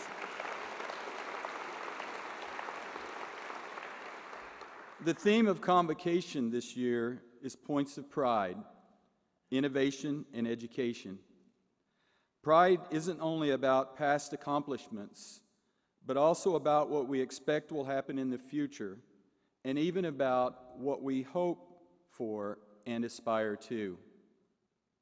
There are many reasons to be Cal Poly proud today, but it may seem odd. The point I'm going to start with is to recall to mind one of the most difficult moments in Cal Poly's recent history, the reprehensible incidents of racial insensitivity that occurred on campus last spring. These events and the widespread responses to them are a defining moment for Cal Poly, a key point in our history. It is certainly a point of pride for me that the vast majority of the campus community, students, faculty, staff, and alumni, responded to those events with one voice saying, "These are not our values." At the same time, I know the university's responses to the incidents were points of frustration for some on campus. Those who felt that we did not go far enough, fast enough. We heard you. I hear you. I will continue to listen and engage. While there are some steps that Cal Poly cannot take because of free speech protections or other state laws, we can do better than we have. This is the essence of learn by doing better, learning to do better. As one step in that direction, we're looking to create new ways that members of our community who feel that they have not had access or have been heard can get access to myself and senior administration. We have several other initiatives in development, and I hope to be able to explain more of these to you in the near future. So while the events in spring were highly visible and the negative media coverage made them even more visible still, some of the effects have so far been invisible, though they will eventually become evident to everyone. One of these invisible effects that will become visible is reflected in our incoming class. Now let's step back and look at our incoming class. There is much to be proud of this entering cohort. They are once again the best qualified and highest achieving cohort ever. Our transfer students are the most racially diverse group ever. Once again, the total number of applicants, more than 65,000, broke the record. We set new records in the percentage of applicants from underrepresented minority groups and females. And those minority applicants were highly qualified. Cal Poly offered admission to more than 3,200 of these students. But many admitted applicants from low-income and underrepresented minority groups chose to go elsewhere.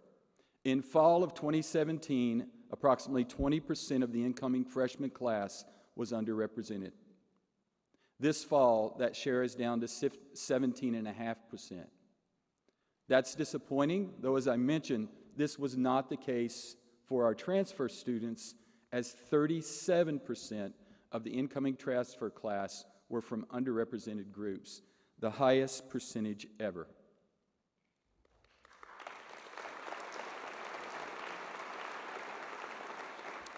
So I want to be clear as possible about this. The goal of Cal Poly, as a public university charged with educating the people of California, is to reflect the diversity of California in all of its complexity.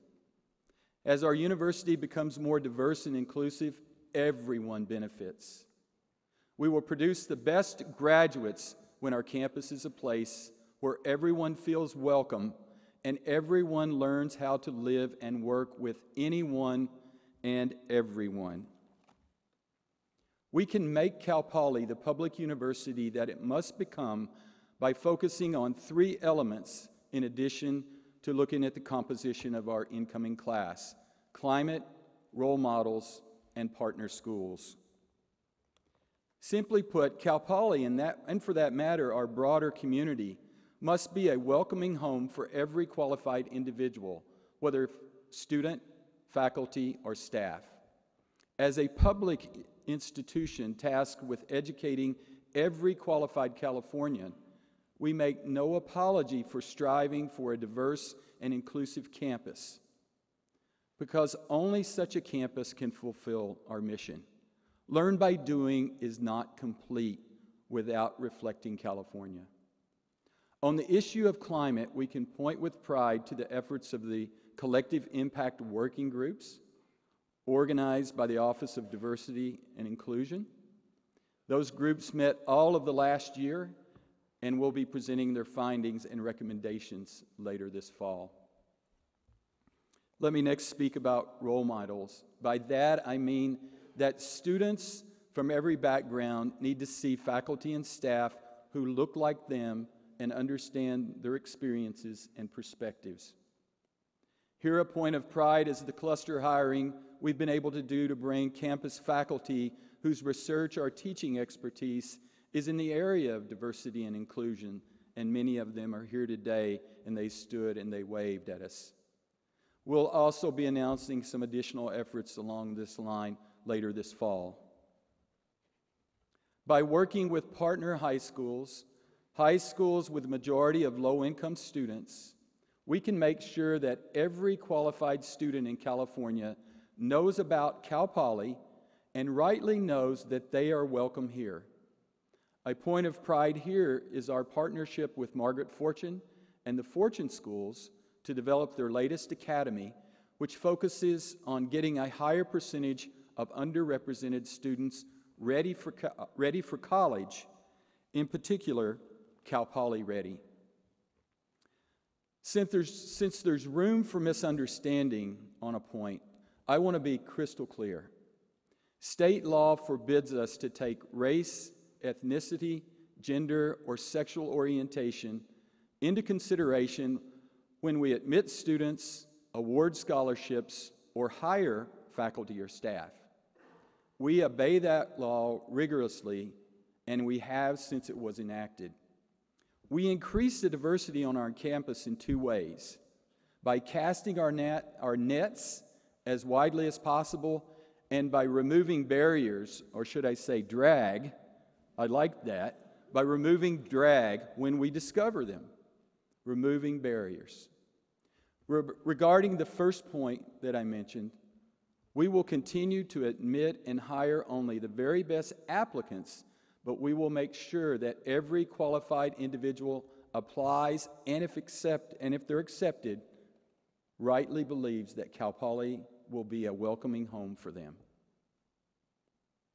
Now, when we become aware of barriers, we want to eliminate those.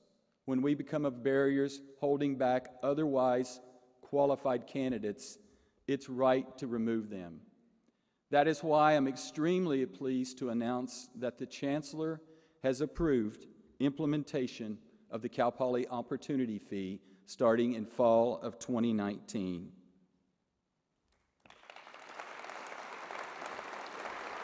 Thank you.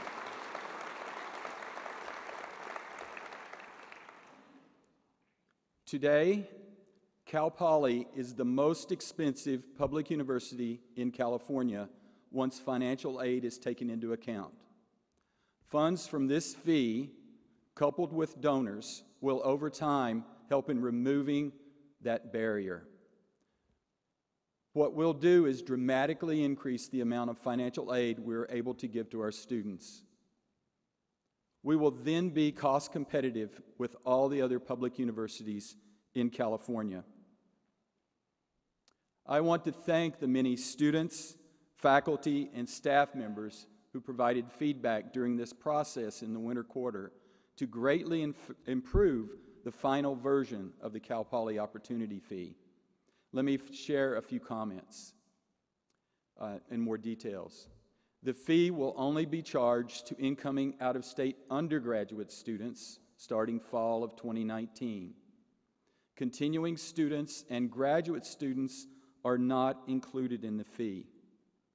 We know that this model works, providing aid to the neediest students, starting with those whose families could afford to pay less than $2,000 per year towards their college education, along with proactive tutoring and living on campus for 2 years. We know it works because it's been working in Cal Poly Scholars Program for the last 5 years.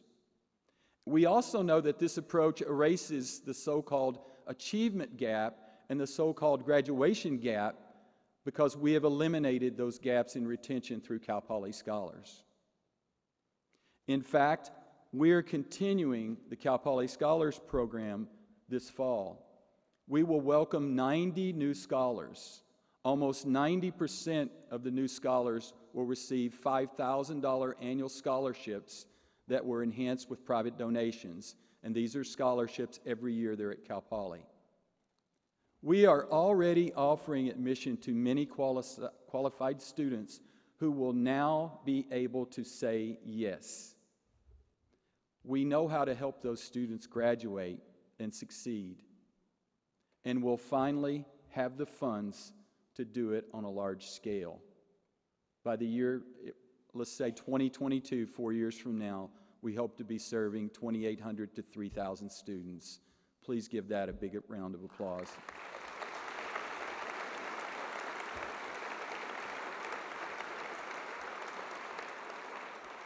So in addition to providing the needed financial aid and advising to our most needy students, we're also going to be able to enhance systems and programs that enhance and affect all our students. And we are going to devote a percentage of this fee to hire faculty. Should get an applause on that.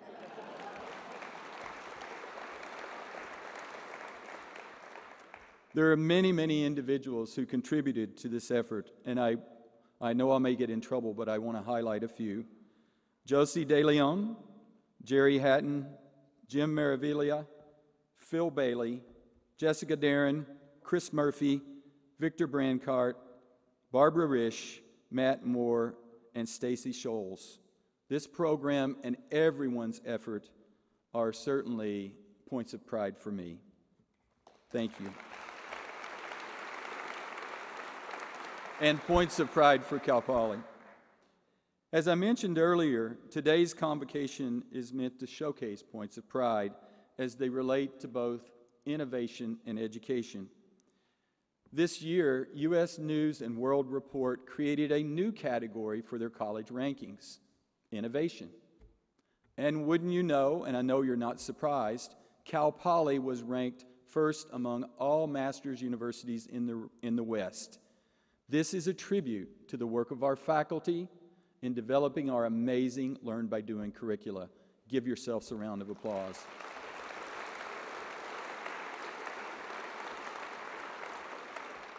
Innovations like this begin with planning, and I'd like to update you on the status of our Cal Poly strategic plan. It's important, if sometimes challenging, to keep the various plans clear in one's mind. The master plan, the academic plan for enrollment, Vision 2022. The strategic plan can help because it is the overarching plan that takes all the other plans into account and develops strategies for how we will achieve them. Vice President Keith Humphrey, I got that right. Senior Vice Provost for Academic Affairs, Mary Pedersen, and Associate Vice Provost for Academic Affairs, Bruno Ghiberti, have taken the lead on this project and have been working on this for more than a year with folks across campus, including great input from our Budget and Long Range Planning Committee from the Academic Senate. So now the plan is available for you to critique and comment. It's available at strategicplanning.calpoly.edu, and we value your input. Innovations also require funds. Each year at this time, I emphasize the important role philanthropy plays on our campus. We just recognized an individual for his work. I'm delighted to welcome our Vice President, Matthew Ewing, I believe is back over to my left, to lead our development efforts. He joined us this summer. Let's give Matthew a round of applause, and thank you for joining Cal Poly.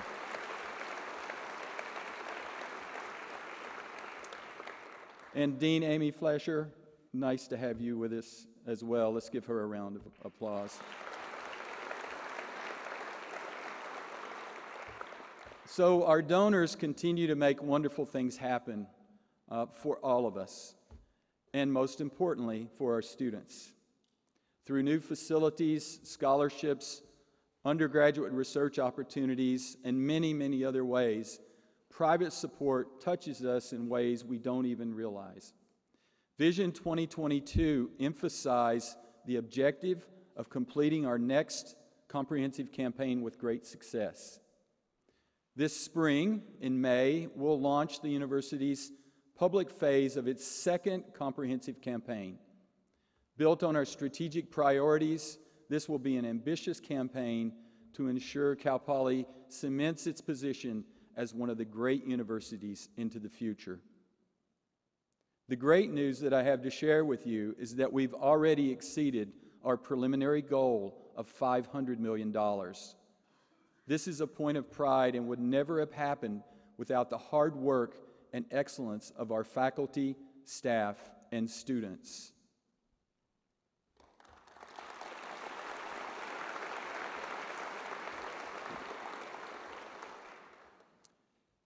Before I leave development, let me return to the Cal Poly Scholars. We know this is going to be greatly expanded by the Cal Poly Opportunity Fund and donations, as I mentioned. We know the benefits of the Cal Poly Scholars Program on student success, but let me share with you the success we've had with this program in donations to support low-income or diverse students. Since 2012, and including pledges and endowments, we've received $5.7 million from donors to support Cal Poly Scholars. Included in this amount is a recent gift from an anonymous donor who will support low-income students over the next few years studying abroad. We've had amazing increase in our study abroad, but as we heard, we need to understand who is going, who's not going. To date, several donors have gifted or pledged a different amount, a different scholarship area, $5.25 million in Prop 209 compliance scholarships to really assist and direct those scholarships to students interested in Cal Poly. All totaled, this is almost $11 million in scholarship support for deserving Cal Poly students. And a lot of these scholarships, well, I should say all of these scholarships except the study abroad, are geared for incoming students, and it impacts their thinking and whether they're going to say yes or not to Cal Poly. Students that have already applied and been accepted and are deciding, and we're removing financial barriers, and we're going to be able to expand this. This is exciting, but we need multiples of these amounts to really meet the need. The good news is that we have the ability with the Cal Poly Opportunity Fee to match donors for need-based scholarships.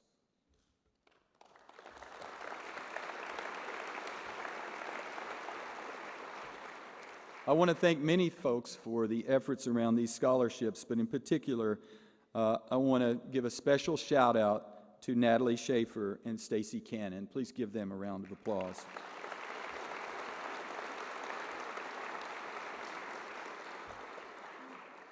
We're also using funds from a variety of sources to facilitate our movement to the AWS cloud, enhance our data management systems, provide computers for faculty, enhance bandwidth on campus, both wired and wireless, and enhance our development efforts as we reach out to garner more support. You're going to be seeing these noticeable improvements over the next year, two, and beyond. Now, keeping with the theme of planning, let's discuss enrollment planning for a moment. We have to wait until October for the official census numbers, but our expected enrollment this fall will be approximately 21,800 students. Now, that represents a reduction from the unexpected increase we had last year that was associated with dropping early decision. Our intention is to continue to lower enrollment until we reach 21,300 by the year 2021. will then keep enrollment stable with the inevitable year-to-year fluctuations until we've built additional capacity. Now that means significantly more on-campus housing beyond what we've just opened, and I'll come back to that, more classrooms, more offices, and the hiring of additional faculty and staff. Those things all have to occur before we can go beyond that 21,300 in order to maintain excellence and continue to grow graduation rates. Well, you heard earlier of our wonderful housing, Yaqui To. It is amazing, and I'm so appreciative that the great job that we all did in pronouncing the names. This is amazing. It's just across the street from the new Vista Grande dining complex. We love that construction, but we also get the other side effects. And as Joan said, that parking heaven is over. And sometimes, well, we'll get some parking back with a new parking deck. So more construction is coming soon. That's the good news. In particular, the Kennedy Library renovation and the Science and Agriculture Teaching and Research Complex, which will house much-needed collaborative laboratory, teaching, and office spaces for the two colleges noted in the name, as well as the College of Liberal Arts. We've also brought some new facilities online this year. The Dorr Family Field, the Steve Miller and John Capriotti Athletics Complex, and the Oppenheimer Family Equine Facilities. More is on the way as the Dignity Health Baseball Clubhouse and the Wine and Viticulture Center are under construction. The outstanding work of the facilities teams, the development officers, and the underlying programmatic excellence of our faculty and staff deserve a shout out, as this is a point of pride. So congratulations to all those groups.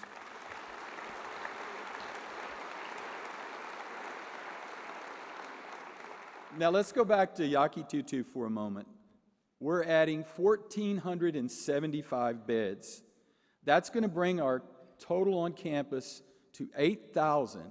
We'll be housing 40% of our students. Now, as Keith said, this is the first freshman housing we've built since 1973. This will actually bring room for 800 additional students on campus because we were already housing our freshmen. So 800 students will be removed from the neighborhoods and they'll be able to be housed on campus. This is outstanding because our plan is to grow the number of beds on campus to 15,000. That's almost twice what we have now, and that will represent 65% of the student body, and that's going to take a few years to accomplish. There's excellent research showing that students who live on campus for at least their first 2 years do better academically and socially than those who don't. It is for this reason that all freshmen Cal Poly scholars have been and will continue to be required to live on campus for their first 2 years. Currently, we require all our freshmen to live on campus, and of course they're granted an exemption for an appropriate reason.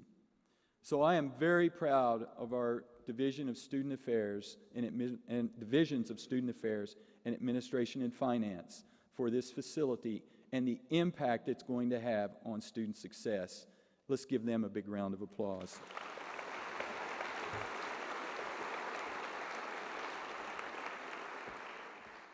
Now, to those of you who are new on campus, you're going to soon discover we are using our existing space very efficiently. Based on state standards that combine the percent of seats filled and hours a room is used per week, we are using classrooms at 118% of capacity and labs at 108%. We would certainly call that a tipping point where we can't do any more with what we have. The building that will serve 3 colleges that I just mentioned will help with that. It will open fall of 2021. It represents also a great testament to the power of development. This $124 million building will be at minimum funded 60% by donors. Now, put that in contrast to the Baker Center, which was 17% funded by donors. So we're really shaking every tree to find available resources to enhance Learn by Doing and student success. Now, of course, facilities aside, our most important resource is in this room. On the faculty side, we want to improve the percentage of faculty hired in full-time, permanent, tenure-track positions. For both faculty and staff, we will continue to work closely with the respective unions to make sure that compensation is fair and that inequities are resolved. Over the past 4 years, Cal Poly has committed a little over $6 million above and beyond what the CSU has provided to address salary inequities and to fund general salary adjustments. That was a good step. Budget permitting, we need to do more in the future.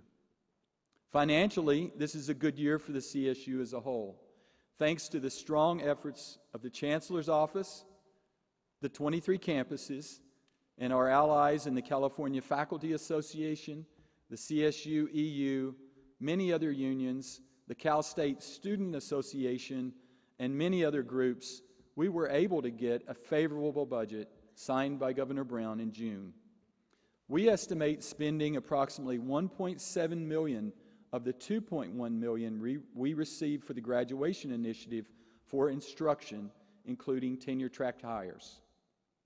We're also doing long-term maintenance, including finishing the beloved and extremely important Utilidor project. You're supposed to laugh at that a little bit. Cal Poly has also begun its move to the cloud. Our data center, which was built in 1963, has just begun moving critical data sets into the cloud. I would say just in time. This move affords us greater knowledge of where our data is, reduces our need to spend money on outdated IT systems, enables better workflow, which leads to faster task completion, greater and flexible security, and much greater ease of use. We are the first in the CSU to make this move. The innovation in IT will create the opportunity for our IT systems to be as advanced as our educational experience that we provide our students. We will all see the benefits of this program. We're also playing a role in the ongoing conversation about the closing of Diablo Canyon Power Plant. And I really appreciate our community leaders, city and county, that are here, as we're very much interested in them and in partnering with them. So thank you for being here. Our Center for Innovation and Entrepreneurship and many other efforts by our faculty, students, and staff will help in replacing quality head-of-household jobs that will be lost with Diablo's closing. That's estimated to be well over 1,500 jobs that will be lost. We're also waiting for Governor Brown to sign Senate Bill 1090, which will allow PG&E to make payments to local government to soften the financial blow. We're also talking with many partners about what uses the Diablo facility and property will be put to once decommissioning is completed, and that process will start in 2024-25. So let me turn next to education. All of these achievements and distinctions, as well as the recognition of places where we are not yet who we want to become, are ultimately about this second theme, education. I'm proud to say that U.S. News and World Report rated us the best master's level public university in the West for the 26th year in a row. That's worth a round of applause.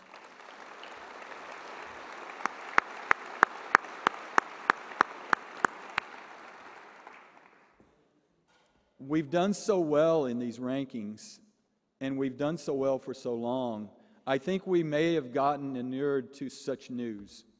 And really, these are extraordinary results, and I want you to take these results with a lot of ongoing pride. Whether this is your, what was that number, 34th convocation, conference, or it's your first, I want you to be proud of that. And as I alluded to earlier, our Cal Poly students, a higher and higher percentage are studying abroad, and we rank very, very highly in that area. Let me close by recognizing some of our faculty and staff. Our faculty are recognized nationally and internationally as experts and thought leaders in their fields. And that's true across all our colleges, as you heard today from the award winners. But let me give some other examples. Terry Jones from Social Sciences, who was just awarded the Governor's Historic Preservation Award for 2018, along with the university, PG&E, and our partners in the Yaqui To Telhini, Northern Chumash tribe, for their collaborative project preserving a unique historical Chumash site near Diablo Canyon. Or Greg Brown, Department Head of Natural Resources Management and Environmental Sciences, who spent his summer in Australia saving koalas. Or Aline Keeling, Professor of Biological Sciences, who's been honored in the past as a distinguished teacher and advisor, but she has devoted countless service hours to improving the College of Science and Math curriculum. And then Andrew Goodwin from the College of Architecture and Environmental Design, who was given the Norman Scholaric Award by the American Institute of Architects, California Council, in recognition of his commitment to social responsibility. And then from the Orfala College of Business, Sharon Dobson and Tim Ridout, they were chosen by students to receive the DeWord Award for Impact on Student Success. And for this award, they each received a $10,000 stipend this summer. Kurt Colvin from Industrial and Manufacturing Engineering worked with 18 student volunteers on a solar-powered radar and camera monitoring system for the Pedreas Blancas Marine Protected Area. Our staff are equally remarkable. Our transportation and parking services has been recognized with 8 awards for Cal Poly's sustainability efforts, including raising awareness of alternative transportation options on campus. The staff at Cal Poly's Digital Transformation Hub, which is part of the university's ITS division, won the Collaborating Across Boundaries Award at the CSU 2018 Tech Awards. And then I couldn't resist including Nancy Wardlaw, who is sitting over here to my left, whose smiling face has welcomed so many people to campus from her desk in the lobby of the administration building. Let's give them all a big round of applause.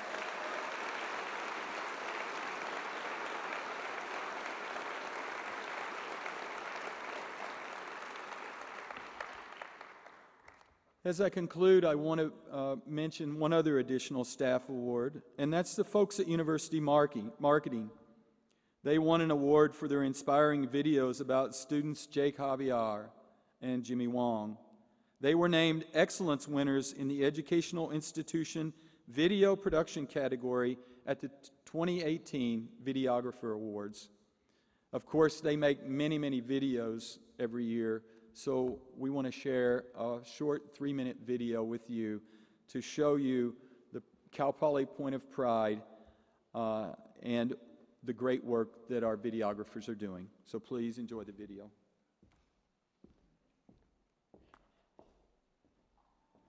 I think the legacy I want to leave behind at Cal Poly is to encourage people, don't be afraid of trying things. A Cal Poly student to me is someone that's willing to put it all out there, to go for it. I was the only person from my high school to come here. I was so excited that I had even got into Cal Poly. Like, as soon as I got the acceptance, I was like, oh, that's it. Like, I'm in. My family's always raised me to believe that you can do something better, and if you set your heart and your goals and your dreams, you got to work for them, and you will get there eventually. And sometimes it's not an easy route. Sometimes it's a very difficult route. And so for me, that was a little bit of a challenge because at first I went through my classes and I was very much just follow the rules, and kind of stay out of sight, out of mind. But then I realized that I didn't come to Cal Poly to do that, and that wasn't the experience that I wanted. So as a result, I decided I'm not gonna sit here and feel sorry for myself. I'm gonna go do something. I'm gonna go accomplish something at Cal Poly.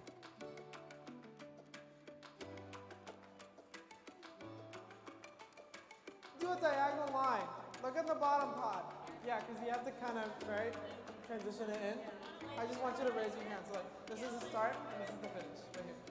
When I first met Sergio, he was always very kind and very excited, and as I got to know him a little bit more, I realized that he was nervous that he didn't have the technical knowledge to be able to work on the team or contribute, but as he gained confidence, he learned that, wow, I can lead people really well and I can help people in different ways. I have a different skill set. I think it started first in the Rosehill capacity, and then he became an RA. Now he's working on the ASI Board of Directors, so he's now affecting more and more people with each step of growth.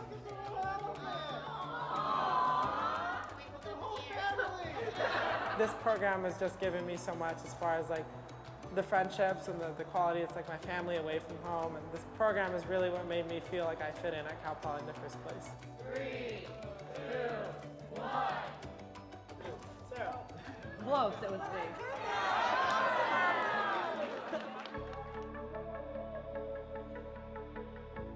I think that at the end of the day, what I'm taking away from Cal Poly is that life changes and that life gives you many opportunities. I started at Cal Poly as an animal science major. I'm still planning to finish out this degree, but over the time that I've been here and the extracurriculars that have been involved, I've realized that there's a lot more happiness that I get from working with people than I do with animals. Oddly interesting, maybe, you know, destiny, whatever might have it. My name actually means servant, so I take that to mean as I will be of service to others. I really want to live that for the rest of my life after Cal Poly.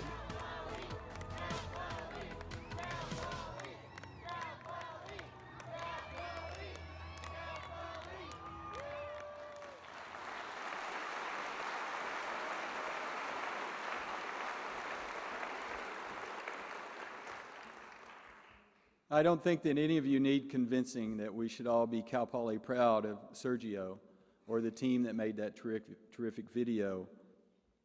As today's session wraps up in just a few brief moments, I want to mention that our athletics department has something for you outside. They have 2 tickets for each of you to the September 14th football game tomorrow against Brown University and the September 18th men's soccer and women's volleyball games against Santa Clara and UC Davis, our rivals, respectively. By the way, our women's volleyball team is ranked 14th in the nation.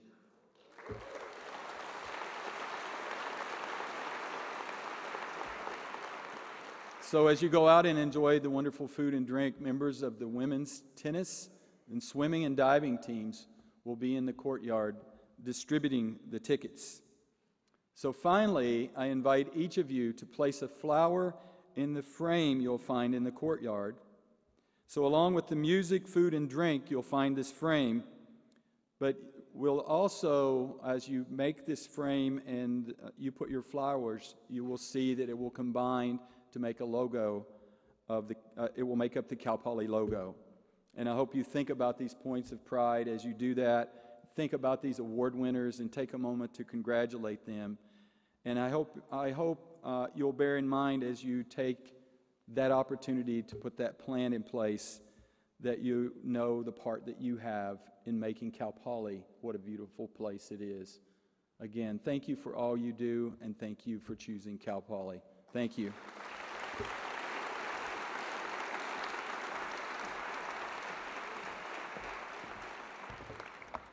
Thank you very much, President Armstrong. And before we conclude our ceremony this afternoon, I'd like to mention just a few things about the reception, which will begin in just a few moments. In the courtyard, you will find several tables and displays showcasing a number of Cal Poly's points of pride. There's also food and drink, either produced at Cal Poly or by one of our local partners. One of our goals for today is for this to be a zero-waste event. The dishes and silverware for the reception are all either washable or compostable. The food, as I said, is locally sourced. Please take care to dispose of your food and beverage items appropriately so that together we can achieve our zero waste goals for today. Would you all please join me in a round of applause thanking the many people, all of the staff, for the hard work and dedication to make today's event possible.